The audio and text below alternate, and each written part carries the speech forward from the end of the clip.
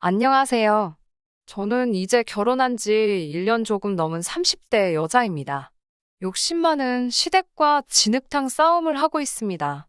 제가 어렸을 때 어머니가 암으로 일찍 돌아가셨습니다. 자궁암이었는데 완치인 줄 알았다가 결국 재발해서 세상을 떠나셨어요. 외가 쪽은 원래 재산이 많았고 당시 외할머니께서는 어머니에게 주려던 건물을 작년봄 저에게 주셨습니다. 아버지는 어머니가 돌아가신 이후에도 재혼하지 않으셨어요. 말씀하시기를 사춘기 딸에게 더 큰 혼란을 주고 싶지 않으셨다고요.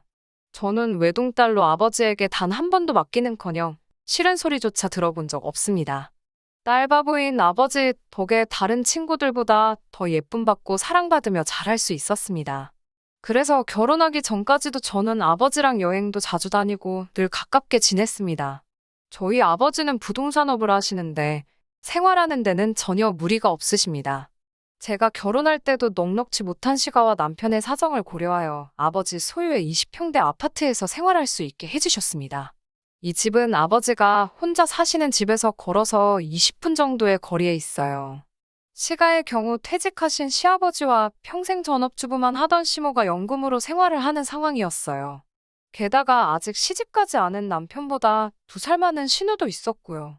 원래 아예 재산이 없던 집은 아닌데 시부가 친구 보증을 서면서 한순간에 망해버렸다고 남편이 말하더라고요. 그래서 결혼식도 제가 7 정도 부담하고 남편이 3 정도 부담해서 했습니다. 결혼식을 올리기 전까지는 시모도 아가씨도 저에게 정말 잘 해줬기 때문에 이 점에 대해서는 조금도 억울하게 느끼거나 하지 않았네요. 남편과 저는 공무원 시험을 준비하는 학원에서 만났습니다. 하지만 저는 시험을 앞두고 건강이 급격히 나빠져 시험을 포기할 수밖에 없었습니다. 반면에 남편은 한 번의 재수 끝에 7급 공무원이 되었고요. 그 이후로 저는 아버지 부동산업을 이어받을 것 같아서 아버지 밑에서 일을 배우고 있습니다. 또한 저는 제 건물에서 나오는 월세가 있기 때문에 굳이 직장 생활을 하지 않아도 생활이 가능하거든요. 지금 생각해보면 건물을 받기 전만 해도 오히려 남편과 다투는 일이 거의 없었습니다. 그런데 건물을 받고 나서부터 남편과 제 관계가 묘하게 어긋나기 시작했던 것 같아요. 일단 사건의 발단은 건물에서 나오는 월세를 왜 제가 관리하냐는 시모의 불만 때문이었습니다. 제 건물임에도 불구하고 시모는 계속해서 부부재산은 공동재산인데 왜 그걸 저 혼자 관리하냐는 거였죠. 제가 이건 공동재산이 아니고 제가 상속받은 제 재산이라고 몇 번을 정중히 말씀드려도 소용이 없으시더라고요. 참고로 건물에서 받는 월세는 한 달에 이것저것 다 빼고 나면 800 정도 됩니다. 게다가 제 건물 1층에 공실이 났다는 걸 알게 된 아가씨가 자기는 옛날부터 카페를 해보는 게 꿈이었다면서 자기한테 세를 달라고 하더라고요. 그런데 일단은 자리를 잡아야 된다고 1년의 시간을 달라더군요. 한마디로 1년은 공짜로 장사를 하고 싶다는 거예요. 보증금이나 월세 같은 거 없이요. 하지만 친정 아버지가 저에게 말씀하시길 사업을 할 때는 절대로 애매하게 돌려서 이야기를 하면 안 된다고 하셨거든요. 그래서 저도 신우에게 딱 잘라 거절했습니다. 건물주와 세입자의 관계로 아가씨와 얽히기 싫다고 말이죠. 사실 아가씨가 어떻게 생활하는지 저도 본 게 있잖아요. 절대로 성실한 사람이 아닙니다. 저희 친정아버지는 늘 저에게 가방이나 지갑 같은 선물을 많이 사주시는 편이었어요. 정작 저는 그런 물건에 크게 관심이 있는 편은 아니었지만 만약에 친정 어머니가 계셨다면 분명히 이런 걸 사주고 싶으셨을 거라면서요. 그리고 결혼 초에 신우는 저희 집에 괜히 이유도 없이 와서는 빌려달라고 떼를 쓰고 가져가서 돌려주지 않는 경우가 몇 번 있었거든요. 매번 술 마시다 잃어버렸다거나 누가 훔쳐갔다는 핑계로요. 신우하고 그런 물건 한두 개로 날 세우기 싫어서 미운에 떡 하나 더 주는 심정으로 괜찮다고 한 적이 한두 번이 아니었어요. 그래서 저를 호구로 봤던 건지 이제는 가게까지 내달라는 거잖아요. 이런 아가씨를 제가 뭘 믿고 제 돈 투자해서 카페를 만들어주나요? 그런데 이 일을 들은 시모가 노발대발 난리가 났더라고요. 저에게 싸가지가 없다면서 아가씨한테 이러는 건 다 제가 남편하고 시댁을 무시해서 그러는 거래요. 시댁 식구들 어려운 줄 모른다면서 이참에 단단히 버릇을 고쳐놔야겠다며 전화로 막말을 시전하시더라고요. 그래도 제가 아무런 반응이 없자 남편이라는 시청까지 찾아가서 남편을 붙들고 하소연을 하셨나 봐요. 바보 같은 남편이 그 하소연에 넘어가서는 저에게 그냥 이번만 해주면 안 되냐고 헛소리를 하더라고요. 눈 딱 감고 해줄 수도 있었겠지만 사실 저는 이게 마지막이 아니고 이제 시작이라는 예감이 들었어요. 왜냐하면 이따금씩 저에게 네 시아버지가 집에만 있으니까 좀이 쑤시는가 보다면서 니네 아버지. 그러니까 저희 친정아버지를 말하는 거예요. 맨날 저희 아버지더러 사돈이 아니고 너네 아버지 그렇게 표현하세요. 아무튼 니네 아버지 사무실에서 뭐 자빌이라도 하게 취직 좀 시켜달라고 하셨어요. 월급은 300 정도면 된다는 말씀과 함께요.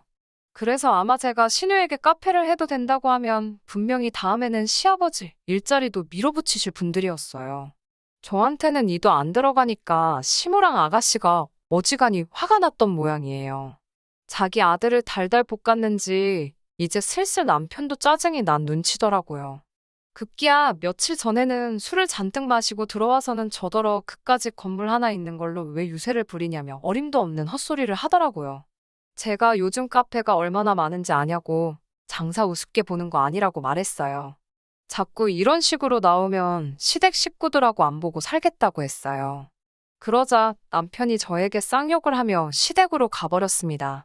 그래도 제가 전화도 안 하고 아무런 반응을 안 보이자 한 일주일 만에 들어와서는 한다는 소리가 이제 집에 저희 친정 아버지 모소시게 하랍니다. 친정 아버지 집에도 한 달에 한 번만 가라고 하더라고요. 20분 거리 사시는 친정 아버지 혼자 식사하시는 게 마음에 걸려오고 갔던 거고. 그렇다고 저희 아버지가 남편하고는 한 번 제대로 마주친 적도 없는데 갑자기 친정 아버지를 걸고 넘어지니 이놈이 제정신인가 싶더라고요. 지금 사는 이 집도 친정 아버지가 해주신 거나 마찬가지인데 남편이 무슨 생각으로 저러는지 어이가 없더라고요. 저는 그렇게는 못하겠다고 맞섰고요. 그러더니 이번에는 시모한테 잘못했다고 시모가 하라는 대로 하겠다고 사과하랍니다.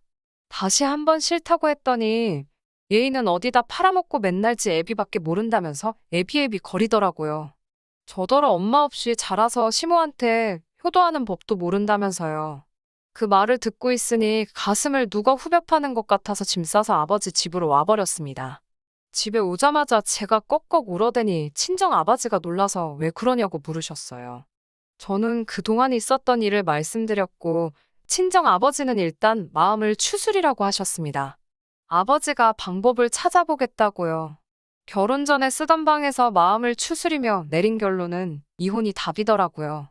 제가 뭐 한다고 이런 시댁에 돈줄이 되어야 하나 싶어서요. 아침까지 남편한테 친정 집 전화로 제 핸드폰으로 계속 전화가 오더라고요. 시모한테도 몇 번 왔고요. 집에 가서 마저 짐을 챙겨오고 싶은데 혹시나 시모를 마주칠까 무서워서 못 가겠더라고요. 친정 아버지는 고모한테 전화해서 제 이야기를 다 하셨나 봐요.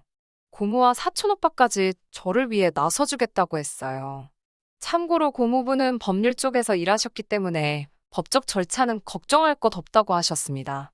다들 제 손을 꼭 잡아주면서 앞으로는 어려운 일도 힘든 일도 없을 거니까 마음만 강하게 먹으라고요. 점심을 먹고 저와 사촌 오빠는 제가 살던 집으로 향했습니다. 도어락도 바꾸고 남편도 내보내기 위해서요. 저희 아버지 집이니 아버지가 나가라고 하면 어쩔 도리가 없으니까요. 집안에 간이 아니나 다를까 시모와 아가씨가 거실에 떡하니 앉아있더라고요.